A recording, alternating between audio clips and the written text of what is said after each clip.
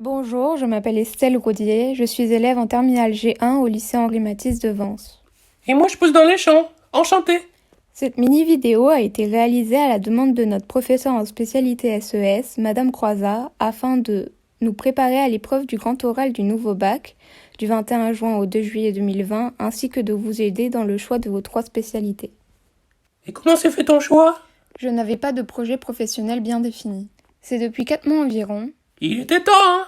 que je souhaite postuler à un BTS monteur ou bien un IUT journalisme, mais les places sont peu nombreuses et il y a beaucoup de candidats.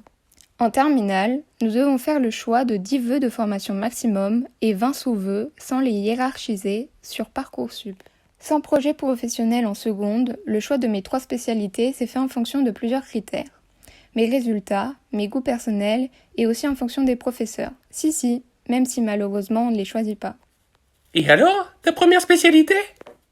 Mon premier choix de spécialité a été art plastique. Cette matière n'existe plus en seconde, mais elle a quand même accompagné toute ma scolarité. C'est une matière dans laquelle je me suis épanouie. En dessin, je m'éclate. De plus, au lycée Matisse, nous avons la chance d'avoir d'excellents professeurs qui enseignent également à des élèves au bac professionnel STD2A, sciences et technologies du design et des arts appliqués. Mon professeur en première et terminale est Madame Dehorter. Nous travaillons plusieurs semaines sur un sujet que nous pouvons réaliser au lycée ou chez nous. Notre réalisation s'accompagne d'une note d'intention pour nous préparer à l'épreuve finale. Et c'est tout? Non, c'est pas tout, j'ai aussi choisi une deuxième spécialité. Mon second choix s'est porté sur SES, sciences économiques et sociales. J'ai découvert cette matière en seconde avec mon professeur actuel, Madame Croizat. J'ai apprécié la manière différente de faire ses cours, avec des échanges et des débats par exemple. On y aborde 3 matières: économie, sociologie et sciences politiques. Je fais une étude de marché sur le cours de la tomate. Cela nous permet d'aborder les grands problèmes contemporains, de nous ouvrir sur l'actualité. Mon troisième choix était NSI, numérique et sciences informatiques. Je n'ai pas choisi l'option en seconde, car on ne pouvait choisir qu'une option, et j'ai préféré le chinois que je pratique encore cette année. N'ayant pas choisi mathématiques, ni physique comme spécialité, le vœu de NSI a été difficile à obtenir. En NSI, une tomate n'a pas besoin d'être la reine des maths. Le programme de première m'intéressait.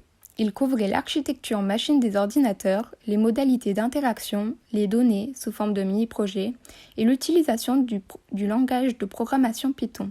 Nous n'avons finalement fait pratiquement que de la programmation en Python et je me suis vite rendu compte que ce n'était pas ce que je préférais dans ce domaine, très large pourtant. Et t'en as aussi une troisième? Ça fait beaucoup.